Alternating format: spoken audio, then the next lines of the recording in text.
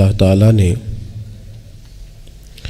قرآن مجید میں 2 مقامات پر اس بات کا تذکرہ کیا ہے، اور جو آیہ کریمہ میں نے تلاوت کی یہ سورہ تغابن کی آیت ہے۔ اللہ کریم نے ارشاد فرمایا قرآن حکیم میں کہ انما اموالکم و اولادکم فتنہ، فرمایا بے شک تمہارے مال اور تمہاری اولاد یہ آزمائش ہے، یہ فتنہ ہے۔ واللہ عندہ اجر عظیم، اور اللہ کے پاس بہت بڑا اجر ہے۔ یہ تمہاری مال اور تمہاری اولاد یہ تمہارے لیے آزمائش ہے۔ کس کس معنی میں آزمائش ہے؟ ایک تو اس معنی میں آزمائش ہے کہ کہیں ان کے پیچھے لگ کے تم اللہ کو اور اس کے پیارے رسول صلی اللہ علیہ وسلم کو بھول نہ جاؤ، اور کہیں مال و اولاد کے چکر میں تم اپنی دینی اور اخلاقی ذمہ داریوں سے پیچھے نہ ہٹ جاؤ، اور کہیں مال اور اولاد کی محبت تمہیں اس طرح کا نہ بنا دے کہ تم مال میں جائز ناجائز کو بھول جاؤ اور اپنی اولاد کو دیکھتے رہو اور کسی کی اولاد کا حق بھول جاؤ، کہیں دوسروں کا حق چھین چھین کے اپنے بچوں کے پاس نہ لاتے رہو۔ یہ آزمائش ہے مال اور اولاد۔ اور ایک معنی یہ ہے کہ انما اموالکم و اولادکم فتنہ، اس معنی میں کہ ان کی محبت بندے پر غالب ہوتی ہے، تو کہیں اس محبت کے غلبے کی وجہ سے ان دونوں چیزوں کے اصل جو مقصود ہے ان سے نہ غافل ہو جانا۔ کہیں ایسا نہ ہو کہ تم مال کماتے رہو اور کماتے کماتے تم اللہ کی راہ میں خرچ کرنا ہی بھول جاؤ، اعتدال چھوڑ جاؤ، اور کہیں ایسا نہ ہو کہ تم اولاد سے پیار کرو اور پیار کرتے کرتے ان کی تربیت بھول جاؤ۔ سہولیات تو تم انہیں ساری دے دو لیکن وہ روحانی طور پر، اخلاقی طور پر، کردار و عمل کے طور پر مضبوط ہی نہ ہو سکے۔ تو میرے عزیز، اولاد اس معنی میں بھی فتنہ ہے کہ اس کی محبت بندے پر غالب ہوتی ہے، اور جب وہ غالب ہوتی ہے تو کئی دفعہ انسان آزمائش میں آ جاتا ہے۔ اور یہ جو مفہوم ہے نا کہ اولاد کی محبت غالب ہوتی ہے تو آزمائش بنتی ہے، اس کو تو خود نبی پاک علیہ السلام نے بیان کیا۔ ترمذی کتاب المناقب میں حدیث موجود ہے، اللہ کے پیارے رسول صلی اللہ تعالی علیہ وسلم جمعۃ المبارک کا خطبہ ارشاد فرما رہے تھے۔ دوران خطبہ محبوب کریم کی نظر پڑی تو حسنین کریمین آ رہے ہیں، اور آتے آتے وہ لڑکھڑائے اور گر پڑے۔ حضور نے جمعے کا خطبہ روک دیا، محبوب اٹھے، بچوں کو یا دونوں میں سے ایک تھے ان کو اٹھا کے حضور قریب لائے، اور دوبارہ ممبر پر بیٹھ کے فرمایا رب نے سچ فرمایا ہے، انما اموالکم و اولادکم فتنہ، تمہاری اولاد اور تمہارا مال آزمائش ہے تمہارے لیے۔ فرمایا بچہ گرا ہے اور مجھے تقریر روکنی پڑی، بات روکنی پڑی، غالب آ گئی محبت۔ بھائی آپ اس بات کو اچھی طرح سمجھ لیں گے اور یاد رکھیں گے کہ اس محبت کے غلبے میں نہ بچوں کی تربیت کو بھولنا ہے، نہ مال کے اصل مصرف کو بھولنا ہے، نہ اصول و قاعدے ضابطے کو چھوڑنا ہے۔ ہمارے ہاں یہ ہوا ہے کہ تربیت اولاد کے معاملے میں جتنی غفلت آج ہمارے ہاں ہو رہی ہے، میں نے بہت پہلے بھی کہا تھا، پھر کہتا ہوں اور بار بار کہتا ہوں کہ بچوں کی تربیت کے لیے سب سے پہلے ماں باپ کا با کردار ہونا ضروری ہے۔ یہ نہیں ہو سکتا کہ والد ہاتھ پھیلا کے پیسہ اکٹھا کرے اور بیٹا اس کا محنتی ہو جائے۔ یہ نہیں ہو سکتا کہ والد اپنی زندگی تقوی اور طہارت سے دور بسر کرے اور بیٹا بڑا متقی پرہیزگار اسے دیکھ کے ہو جائے۔ اللہ کی توفیق سے ہو جائے تو ہو جائے، لیکن اگر والد چاہتا ہے میری وجہ سے وہ خیر حاصل کرے تو پھر خود با کردار بنے، وہ پہلے خود سچ بولے، پہلے خود تقوی کا رستہ اختیار کرے، پہلے خود پرہیزگار بنے۔ اس لیے کہ باقیوں کے ہاں ہو سکتا ہے ہماری تقریریں اثر کریں، لیکن بچوں کے ہاں ہمارا کردار جذب ہوتا ہے، وہ ہمارے عمل سے فیض پاتے ہیں۔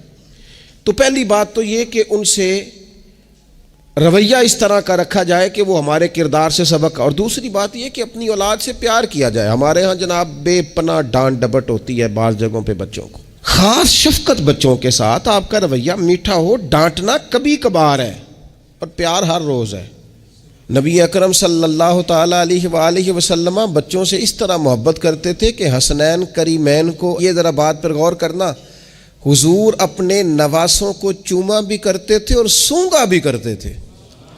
یہ بڑی خاص بات ہے، اس پر توجہ کریں۔ اور حضور سونگ کر پتہ کیا فرمایا کرتے تھے؟ فرمایا یہ میرے بچے میرے لیے پھول ہیں جنت کا۔ حضور ان کو سونگتے۔ آپ کسی خاص شے کو سونگتے ہیں، کوئی خاص ہی معطر چیز ہو تو سونگتے ہیں۔ حضور نے یہ جو ایک خاص انداز اپنی اولاد کے لیے کیا، اور ہمیں حضور نے ہمارے لیے نمونہ چھوڑا، یہ سمجھنے کی بات کہ ان کے ساتھ اتنی دلچسپیاں کہ جس طرح ایک خوبصورت پھول کو سونگا جاتا ہے اس طرح انہیں سونگا جائے، بچوں سے پیار کیا جائے۔ کچھ مطلب والد صاحب کہتے ہیں او جی میری نہ پھر پتر تو انہیں پتہ ہے نا میری پھر طبیعت کوڑی ہے۔ اچھا جی کیوں کڑوی ہے؟ آپ مرچیں کھاتے ہیں؟ کیوں کڑوی ہے بھیا آپ کی طبیعت؟ وجہ کیا ہے؟ آپ کی طبیعت کسی مالدار کے سامنے تو کڑوی نہیں ہوتی، آپ کی جو فیکٹری کا آفیسر ہے اس کے سامنے، مالک کے سامنے تو آپ کبھی کڑوے نہیں ہوئے۔ یہاں کل آ جائے کوئی امیر آدمی، کوئی سیاست دان تو آپ بڑے میٹھے ہوتے ہیں، ہار لے کے کھڑے ہوتے ہیں۔ وہ 6 گھنٹے بھی لیٹ ہو تو آپ کے چہرے پر بل نہیں آتا۔ اور بچوں کو ہر بات میں ڈانٹ ڈپٹ کرنا، ہر وقت انہیں پریشان کرنا۔ اپنی اولاد کو کبھی کسی کے سامنے نہ سمجھائیں، کبھی بھی۔ ان کو جب سمجھانا ہو تو انہیں تنہائی میں سمجھائیں۔ تنہائی میں نصیحت کرنا میرے رسول پاک کا طریقہ ہے۔ میری گزارش ہے کہ ایک بیٹے کو دوسرے بچوں کے سامنے بھی نہ سمجھائیں، ان کی عزت نفس کا خیال کریں۔ کبھی بھی اپنے بچوں کو دوسروں کے بچوں کی مثالیں نہ دیں، فلانے کا بچہ ادھر چلا گیا۔ بھئی آپ کیوں کمپیریزن کرتے ہیں کسی کے ساتھ؟ اگر ان کو کبھی مثال دینی پڑے تو یا حضرت اسامہ بن زید کی دینا، اگر کبھی مثال دینی پڑے تو حضرت معوذ اور معاذ کی دینا، اگر کبھی مثال دینی پڑے ان کو تو حضرت عبداللہ بن زبیر کی دینا، اور جب زیادہ کلیجے ٹھنڈے کرنے ہوئے تو پھر امام حسن اور حسین کی مثال دینا۔ لیکن یہ کیا بات ہوئی فلانے کا بچہ دولت مند ہو گیا تو پیچھے رہ گیا؟ کیا بات کرتے ہیں آپ؟ آپ کے بچے کی عزت نفس ہے، وہ وقار رکھتا ہے، وہ سوچ رکھتا ہے۔ اور میرے نبی پاک نے فرمایا اپنی اولاد کی عزت کرو۔ کس کی؟ ہاں، اپنے بچوں کو اکرام دو۔ ہر وقت ایک بزرگ کے پاس لوگ اپنا بچہ دم کرانے آئے تو ماؤں کی ایک طریقہ ہوتا ہے بات کرنے کا۔ اس نے آ کے کہنا شروع کر دیا، پہلے سارے ٹھیک تھے، سمجھدار بھی تھے، بات میں مانتے تھے، یہ ضدی بھی ہے، نکما بھی ہے، نکھٹو بھی ہے، لڑتا بھی ہے۔ تو بزرگ کہنے لگے میں دم کر دیتا ہوں، لیکن میری بہن اس بوڑھی عورت کو فرمانے لگے یا اس کے باپ کو کہ بھائی آپ یہ جتنی باتیں آپ نے کی ہیں نا، کیا ہی اچھا ہوتا آپ اس کے سامنے نہ کرتے، یہ لفظ آپ یوں ادا نہ کرتے۔ آپ تو اسے پکا کر رہے ہیں کہ تو ضدی ہے، آپ تو کنفرم کر رہے ہیں کہ تو لڑاکا ہے، آپ کنفرم کر رہے ہیں کہ یہ نافرمان ہے، کیوں آپ نے اس کے سامنے یہ باتیں کی؟ یہ آپ کو اگر کرنی تھی، کوئی دعا چاہتے تھے آپ اس کے لیے تو آپ تنہائی میں مجھ سے بات کرتے۔ آپ اسے پکا کرا رہے ہیں کہ جس طرح کا میں کہہ رہا ہوں تو یہ بچے کا ذہن بن جاتا ہے، جو اسے بار بار کہا جاتا ہے نا اس کا ذہن بن جاتا ہے، میں ہوں ہی اس طرح کا، مزاج اس طرح کا۔ اسے کبھی پکا نہ کریں، اسے تسلی دیں، اسے تشفی دیں، اس کی ڈھارس بندھائیں، اس سے پیار کریں، اس کے ساتھ محبت کریں، اسے آپ اس طرح کا رویہ دیں کہ بچہ آپ پر اعتماد کرے۔ آپ کو پتہ ہے یہ جو بہت سارے بچوں کے ساتھ خدا نہ خواستہ کوئی اپنا بیگانہ کسی قسم کی کوئی زیادتی کرنے لگ جاتا ہے، وہ گھر کیوں نہیں بتاتے؟ وہ کسی جبر کا شکار ہوں یا کسی بلیک میلنگ کا شکار ہوں، وہ اپنے گھر میں کیوں ڈسکس نہیں کرتے؟ گھر والوں نے پریشر اتنا زیادہ ڈالا ہوا ہے۔ ان رویوں سے باہر آئیں آپ، اور زندگی کو اس خوبصورتی کے مطابق آپ کا بچہ آپ پر اعتماد کرے، وہ آپ سے کہہ سکے، وہ آپ کو اپنا دکھ بتا سکے، اس کو پتا ہو کہ ہر معاملے میں میری غلطی نہیں نکالی جائے گی، اسے پتا ہو کہ میں جب کوئی بات کروں گا تو میری سنی جائے گی، گھر کے اندر میری رائے کو اہمیت دی جائے گی۔ یہ ہمیں احساس کمزوری سکھاتے ہیں بعض اوقات بچوں کو۔ اس سے باہر آئیں، او نہ تسی نہ اچھے کپڑے پایا جے، کوئی کیا کہنے دو جس نے جو کہنا ہے۔ آپ شروع سے بچوں کو اس طرح کا بنا رہے ہیں کہ وہ لوگوں کو دیکھ کے بیچارے زندگی گزاریں گے۔ کیوں اس احساس محرومی کا ہم اپنی اولادوں کو شکار کرتے ہیں؟ وہ باپ کے ساتھ وقت گزاریں۔ میں جی مصروف بڑا ہوں، تو زیادہ مصروف ہے یا رسول پاک زیادہ مصروف ہے؟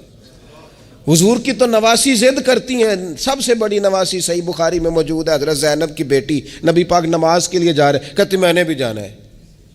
حضور نماز کے لیے آتے تو بچی کو اٹھا کے ساتھ لے آتے۔ صحابہ فرماتے ہیں نبی پاک قیام میں ہے تو بچی یہاں ہے، حضور رکوع سجدے میں جاتے تو بچی کو قریب کھڑا کر لیتے۔ اور پھر پیار بیٹیوں سے تو حضور نے کیا ہی، شہزادیاں چاروں جب آتی حضور اٹھ کے کھڑے ہوتے. سیدہ پاک کے بارے میں فرمایا, سب سے چھوٹی بیٹی کے بارے میں, کہ فاطمہ تو میرے جگر کا ٹکڑا ہے. لیکن یہاں بات ختم نہیں ہوئی, نواسوں اور نواسیوں سے پیار. میں نمازی ہوں جی, بچے کو لے جاؤ.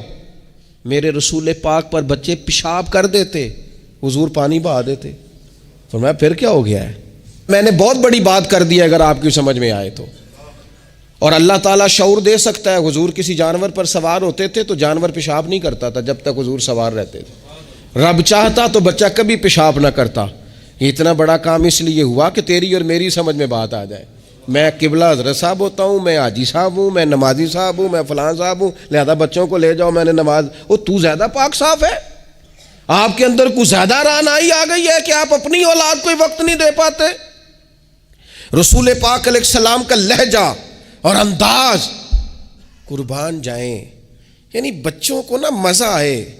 ساری دنیا سے پیسے لیے ہیں انسان نے, کمائیاں کی ہیں, جائیدادیں بنائی ہیں, بڑے بڑے اس کو پرافٹ ہوئے ہیں, لیکن ساری زندگی دادی کے 10 روپے بھولتے ہی نہیں. وہ جو دادا سے لڑ کے لیے جاتے تھے 5 روپے, وہ بھولتے ہی نہیں.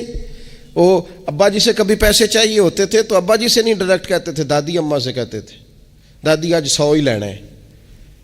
تو دادی کے پاس بیٹھے ہوتے تو ابا جی کو بلا کے دادی اماں کہتی روپیہ 500 دینا مینو چاہیے. تو ابا جی کہتے اماں جی کی کرنے نے, تینوں وضاحت دینا ضروری ہے, تو دے نا 500. تو ابا جی کہتے مینو سمجھ لگتی پئی جو اتنے ہو رہا ہے نا. اب وہ ذائقہ ساری زندگی بھولا, اس کی لطافت نہیں گئی, اس کا حسن نہیں گیا. وہ 100 روپیہ نہیں تھا, وہ کروڑوں روپے تھے. اس لیے کہ جس چاشنی سے وہ ملے نا, جس درد سے, وہ اماں سے پیسے لیتے وقت تو یوں لگتا ہے کہ بندہ دنیا کے سب سے بڑے خزانے کے سامنے کھڑا ہے. اس لطف کو دوبالا کرے زندگی میں. یہ ہمارا کلچر نہیں, یہ ہمارا حسن ہے, یہ ہماری تہذیب ہے. نبی پاک علیہ الصلوۃ والسلام کی نواسی جناب امامہ بنت زینب رضی اللہ تعالی عنہما, ایک ہار آیا حضور کے پاس تحفے میں. تو حضور نے فرمایا میں نے اس کو دینا جو مجھے سب سے زیادہ پیارا ہے. ازواج مطہرات کہتے ہیں دوڑ لگ گئی تھی, حفصہ کو ملے گا, میمونہ کو ملے گا, ام حبیبہ کو ملے گا. سیدہ عائشہ صدیقہ کہتی ہیں میرے دل میں بڑی بات تھی کہ اگر کسی اور کو مل گیا نا تو میں تو سمجھتی ہوں کریم سب سے زیادہ محبت ہی مجھ سے کرتے ہیں. کہتے ہیں یہ بات چل رہی تھی اور وہ جو تھوڑی دیر کے لیے وہ انتظار تھا کہ کس کو ملے گا, تو وہ انتظار بڑا حسین بڑا خوبصورت تھا, اس میں بڑی رعنائی تھی. لیکن قربان جائیں نبی کریم نے فرمایا میں تو اپنی بڑی نواسی جناب زینب کی بیٹی امامہ کو دوں گا. اور حضور نے وہ ہار لا کے انہیں اپنے دستے مبارک سے پہنایا. فرمایا کتنا پیارا لگ رہا ہے میری بیٹی کو. تھوڑا سا نا اپنے رویے میں وسعت. بچوں کو ہماری حاجت ہے اور ہمیں دولت کی حاجت ہے, ہمیں پیسوں کی حاجت ہے. ہمارا گاہک آ جائے تو بچے کو تھپڑ مارنے سے باز نہیں آتے. 2 4 5 منٹ کی مصروفیت ہے کسی بندے کی تو وہ کیا کہے گا کہ لو جی بچہ آ گیا ہے. تو بچے کے ساتھ کھیلنا, بچے سے او سنو یار حد ہو گئی. نسائی میں موجود ہے, سیاستہ کی روایت. نبی پاک نے سجدہ لمبا کر دیا نہ, میں اس سے بڑی بات نہیں آپ کو سنا سکتا. لمبا سجدہ ہو گیا, لمبا. صحابہ فرماتے پریشان ہو گئے اور طویل سجدہ رسول پاک نے فرمایا سجدہ. صحابہ فرماتے ہیں جب رسول پاک علیہ الصلوۃ والسلام نے نماز کی تکمیل کی تو 2 باتیں ہم نے عرض کی حضور. ایک تو ہم پریشان ہو گئے تھے کہ کوئی ایسی بات نہ ہو گئی ہو, خدا نہ خواستہ کو ناخوشگوار بات, اللہ کے حکم نے بھی آنا ہے, آپ نے ہمیں بتایا ہے. اور دوسرا ہمارا خیال تھا کہیں وحی تو نہیں نازل ہونی شروع ہو گئی. کئی دفعہ وحی آتی ہے تو دیر تک محبوب ایک حالت میں رہتے ہیں, ان 2 میں سے کوئی ایک ہوگی. تو حضور نے فرمایا یہ دونوں نہیں تھی. یا رسول اللہ پھر کیا تھا؟ فرمایا وہ میرے بیٹوں میں سے نا, حسن اور حسین میں سے ایک میرے کندھے پہ سوار ہو گیا تھا. اور یہ لفظ ہے حدیث پاک میں سیاستہ میں. فرمایا مجھے اچھا نہیں لگ رہا تھا کہ میں بچے کو اتاروں گا تو وہ ذرا ناگوار محسوس کرے گا. حضور آپ رسول ہیں اور نماز اللہ کی, اور اس دوران بھی بچے کی چاہت کا خیال. تیری صورت تیری سیرت زمانے سے نرالی ہے, تیری ہر ایک ادا پیارے ادائے بے مثالی ہے. بے مثالی ہے تیری ادائیں. فرمایا بچہ کہیں اسے کوئی تو بچوں کے احساس ہی نہیں ہے. آپ نے جب چاہا ڈانٹ دیا, آپ نے جب چاہا جو مرضی کر دیا. ابا جی کا ڈنڈا گھر میں لٹکنا چاہیے, حکم ہے, لیکن ابا جی کو ماتھا بھی تو بار بار چومنا ہے نا. سختی تو کبھی کبھی ہے اور محبت بار بار ہے. تو جو بار بار کام ہے اس کا عادی ہونا چاہیے کہ جناب وہ چپ کر دو, تمہارا ابا آ گیا, ابا جی آئے ہیں کہ ہٹلر آ گیا گھر میں. یہ کیا بات ہوئی بھائی؟ والد کو تو شفیق ہونا چاہیے, مہربان ہونا چاہیے, اس کے اندر خوبصورتی ہونی چاہیے, اس کے اندر رعنائی ہونی چاہیے. تو نبی پاک صلی اللہ تعالی علیہ وسلم نے بے پناہ پیار کیا. اچھا, اسی پیار سے حضور نے تربیت بھی کی.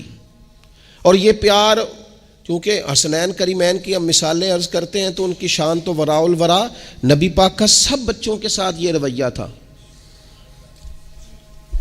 حضرت انس بن مالک کہتے ہیں میں حضور کا خادم ہوں, میری اماں خدمت کے لیے چھوڑ کے گئی, پر حضور جب بھی مجھے بلاتے کہتے یا بنیا, او میرے پیارے بیٹے. یہ خادم ہے گھر میں, بچہ خدمت گزار, اسے بھی او پیارے بیٹے. اور پاس بٹھا کے نصیحتیں کرتے حضور, کہتے دیکھنا صبح اس حال میں کرنا کہ بغض نہ ہو کسی کا, انس میرے بیٹے یہ بھی میری سنت ہے. حضرت ام خالد رضی اللہ تعالیٰ عنہ کہتی میں چھوٹی سی تھی, میں نے زرد رنگ کی قمیض پہنی تھی, میرے ابا جی مجھے حضور کے پاس لے گئے. کہتی کوئی عجیب ہی نور والا ماحول تھا, میں پہنچ گئی تو حضور میرا کرتا دیکھ کے نا تو کہنے لگے کتنی پیاری لگ رہی ہے بیٹی. کہتی میں حضور کی مہر نبوت سے کھیلنے لگی.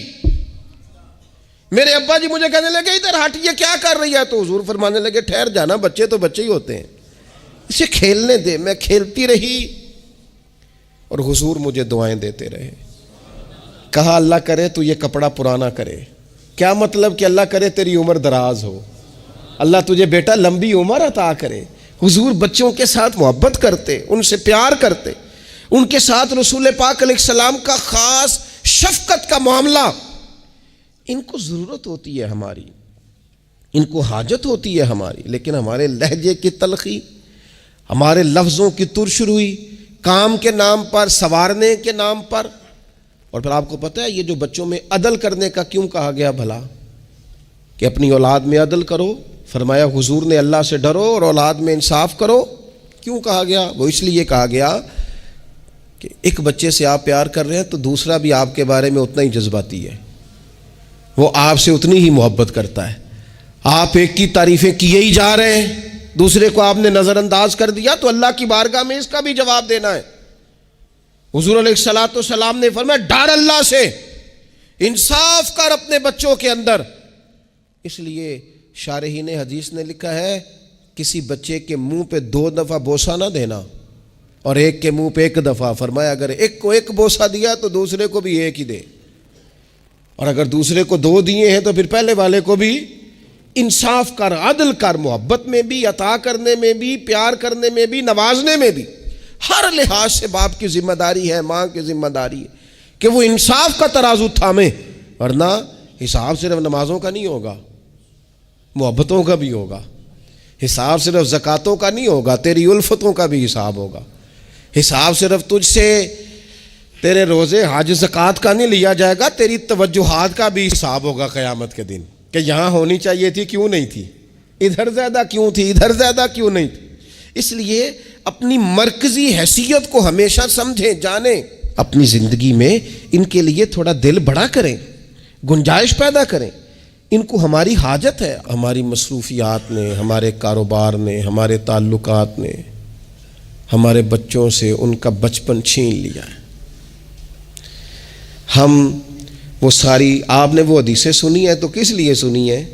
یہ صرف شان امام حسنین نہیں ہے, یہ تعلیم امت بھی ہے کہ نبی پاک علیہ السلام نے کندھے پہ بٹھایا ہوا ہے امام حسن اور حسین کو, کندھوں پہ.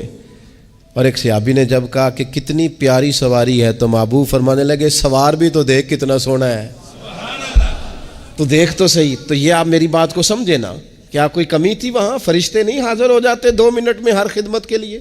صحابہ جان قربان کرنے کو تیار نہیں ہوتے, لیکن حضور نے کیوں کندھوں پہ اٹھایا؟